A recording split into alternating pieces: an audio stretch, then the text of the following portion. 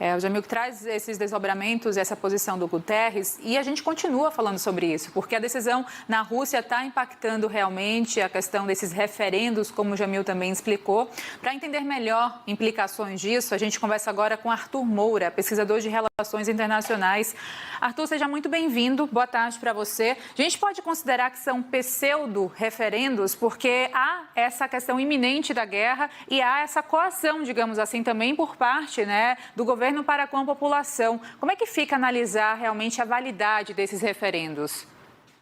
Bom, boa tarde, obrigado pelo convite, é um prazer estar aqui. Bom, primeiramente, o referendo, ele é muito curioso quando a gente para analisar os números em si, porque havia sim uma espera, uma espécie de expectativa entre quem pesquisa a área, de que 2 das 4 oblastes, né, que votaram favoravelmente à adesão com a Rússia, elas de fato passariam, mas 2 não passariam e, assim, é uma surpresa muito grande, né, e muito curiosa de que elas tenham aprovado a sua junção à Rússia, né.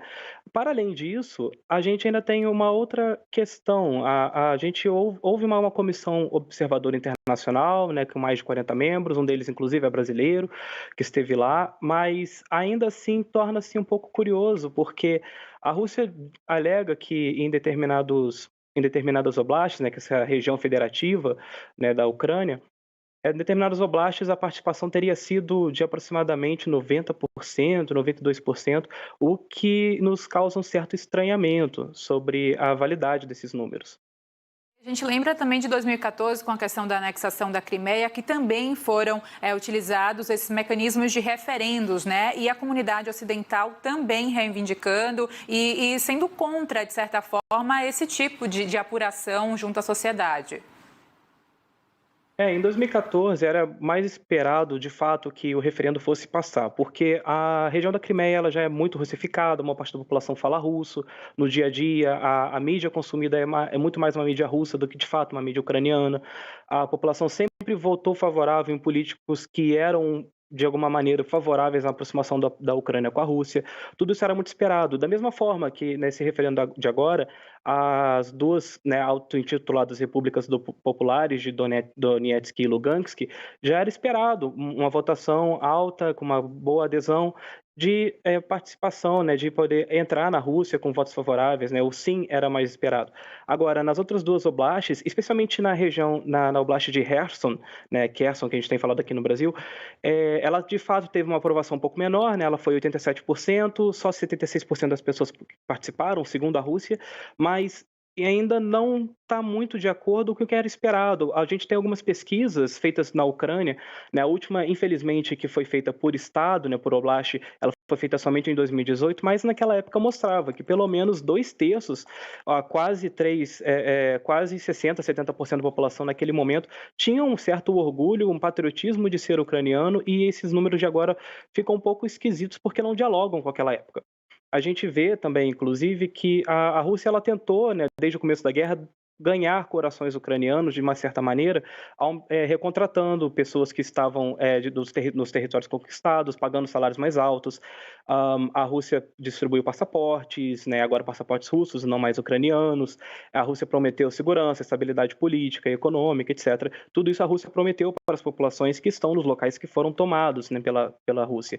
Mas, ainda assim, é um pouco estranho a gente imaginar, porque a última pesquisa que a gente tem foi feita em agosto, né, pelo Rating Group da Ucrânia, e ele aponta que a região sul, onde se encontra Zaporíjia e Kherson, ela teria uma adesão da ideia da identidade ucraniana, de um orgulho de ser ucraniano, quase 80%. A guerra teria aumentado esse orgulho e não diminuído.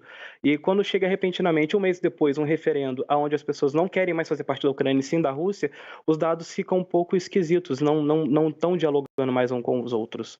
Né? Eu tenho aqui algumas aspas, né, de pronunciamentos, a começar pela União Europeia, que diz o seguinte, ó: uma violação, uma nova violação à soberania e à integridade territorial da Ucrânia no contexto de violações sistemáticas dos direitos humanos. Quando a gente olha para esse termo, violações sistemáticas, direitos humanos, é algo grave de se ver, até porque a gente fala, né, do respeito à democracia e, mais do que isso, à segurança da população, de todo e qualquer cidadão nesse caso.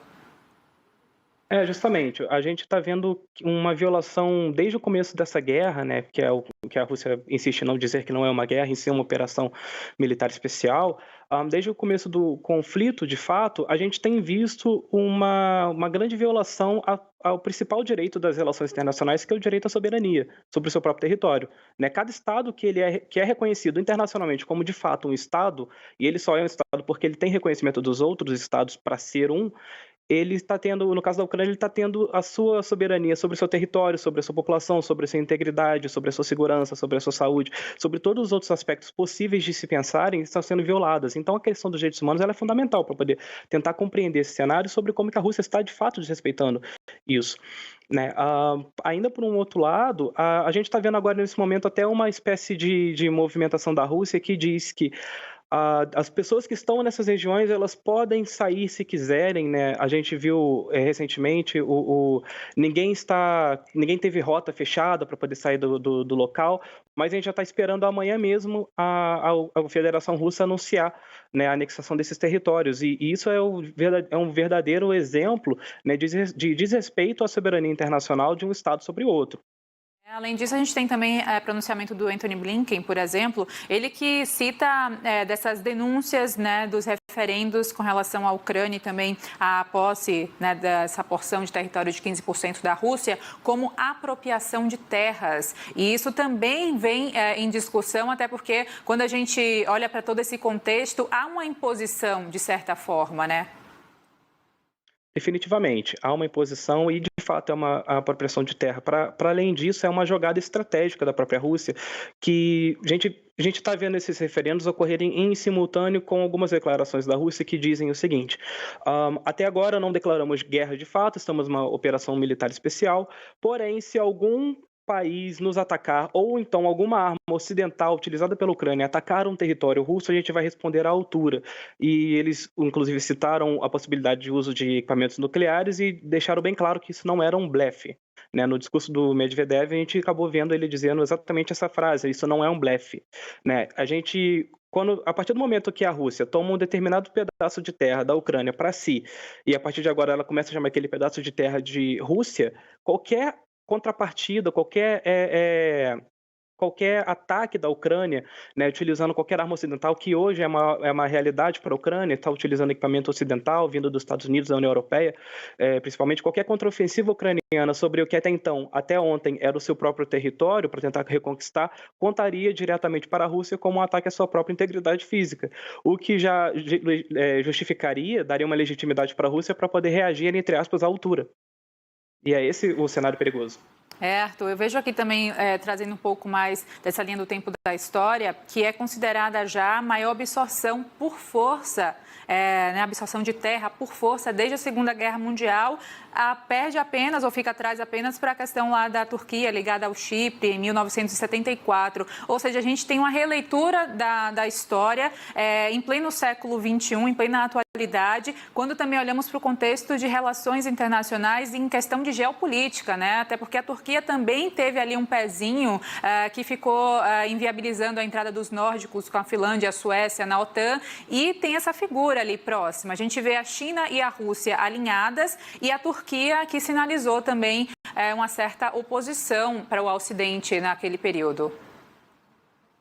Justamente. A questão geopolítica que a gente acaba encontrando agora é justamente o fato de que o mundo é grande demais e a Rússia também é grande demais. O fato de usar esse termo grande demais justifica para poder dizer que a maior parte dos países, e isso inclui a China e a Índia, eles não aderiram aos boicotes à Rússia, muito pelo contrário, né? Eles, na verdade, eles aproveitaram o momento que a Rússia poderia estar isolada política e economicamente e aumentaram seus mercados, porque a Rússia não tinha nenhuma outra alternativa se não esses países, inclusive até o Brasil, para poder manter os seus negócios internacionais, porque uma vez que ela é boicotada do mercado ocidental, ela não tem para onde escoar determinadas produções que tinha até então. Isso significa que os preços desses produtos que a Rússia tinha até então abaixam, e a China e a Índia, principalmente, elas vão se aproveitar desse momento, né, de comprar petróleo a um preço um pouco mais baixo do que o valor do petróleo internacional que vem até então. Então a questão geopolítica ela está muito presa nesse sentido, inclusive na linha econômica, né? Esses territórios que a Rússia está, entre aspas, muitas aspas aqui, retomando para si, são territórios que até então eles eram mais ou menos, que a gente pode chamar de russificados, né? Era uma população que geralmente falava russo e tudo mais, só que elas ainda assim se reconheciam majoritariamente como ucranianas, né? Excetuando essas duas oblastes que a gente fala que é o Donbass, né, que é Donetsk e Lugansk, as outras duas elas são bastante russificadas, mas ainda assim hoje elas passaram desde a independência da Ucrânia, elas passaram por um processo de reidentificação nacional, onde elas começaram a deixar de ser russas e começaram a se tornar cada vez mais ucranianas. Então, se esse referendo passasse em 95, 96, seria mais ou menos compreensível uma votação favorável de maneira expressiva. Mas, vindo hoje em 2022, ela fica muito questionável sobre a sua integridade em si e sobre a sua validade. Agora, Arthur, já há preparativos, a Praça Vermelha lá em Moscou já está toda guarnecida de telões e tal, faixas fazendo alusão, né, a esse feito russo. Vai acontecer amanhã, de acordo com o horário de Brasília, às 9 da manhã. 15 horas lá na Rússia. Como é que a gente pode interpretar essa, vou dizer, tirania do Putin, porque meio que comemorar uma anexação territorial, visto todo o histórico, e não só o histórico, mas todo o destroço de guerra, há 7 meses iniciada. Qual a sua análise com relação, né, e o que esperar dessa sexta-feira festiva para os russos e, de certa forma, que vai contrariar e já está contrariando os ucranianos? Será que a gente pode ter mais um capítulo dessa guerra? É bastante possível. A gente pode ver que o cenário agora dentro da guerra da Ucrânia, a gente vê ele caminhando para algumas coisas, né? Primeiro, eu vou falar primeiro sobre essa questão da comemoração e tudo mais. O Putin, ele é um líder que conseguiu crescer popularmente, ter a sua aprovação crescente em todas as vezes que a Rússia encontrou determinado tipo de crise, né? O Putin, ele viu a sua aprovação crescer lá, por exemplo, na guerra da Síria, ele viu a sua aprovação crescer no momento que anexou a Crimeia, e ele está vendo a sua aprovação crescer agora de novo no meio da guerra da Ucrânia. Então, a própria ideia de fazer uma festa, né, fazer quase um ambiente festivo que vai mostrar que eles conseguiram anexar um território bem grande, bastante importante geopoliticamente para eles, é uma forma de mostrar serviço, né, da perspectiva do Putin para a sua população e para os setores da Rússia que tendem a ser mais putinistas, né, vamos colocar assim. E até alguns outros mais eurasianos, né, que tentam observar que a Rússia deveria se prolongar por toda a Eurásia.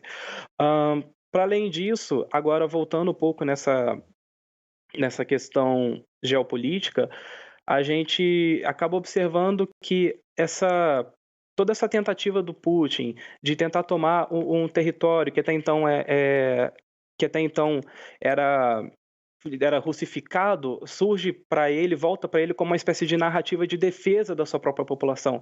É dizer que a população russa ou que falava russo nessas regiões, elas teriam sido extremamente perseguidas, né? E todo aquele discurso de desnazificação, ele fecha um pouco de volta, né, com essa ideia de que, olha só, a gente está protegendo a nossa população daquele grupo de nazistas lá e tudo mais. E isso tudo fecha a narrativa do Putin para ele poder conseguir trazer isso nacionalmente e aumentar ainda mais assim a sua aprovação. A gente vê que o Putin ele está o tempo todo preocupado sobre como vai andar a sua estabilidade política dentro da Rússia, né? E assim, e aqui dá para abrir até um parêntese que de fato essas populações que estavam lá, que falavam russo, as populações que eram etnicamente russas, que estavam dentro da Ucrânia, elas tiveram um momento ou outro, né, assim, alguns momentos mais relevantes de determinadas leis que proibiam o uso do russo, houve certa perseguição lá atrás, mas nada que justificasse esse tipo de guerra, nada que justificasse qualquer ato que a Rússia está cometendo hoje, né, para proteger. Inclusive, uma boa parte dessa população, eles não são favoráveis à guerra, eles migraram para um lado ucraniano, né, eles se ucranizaram, entre muitas aspas.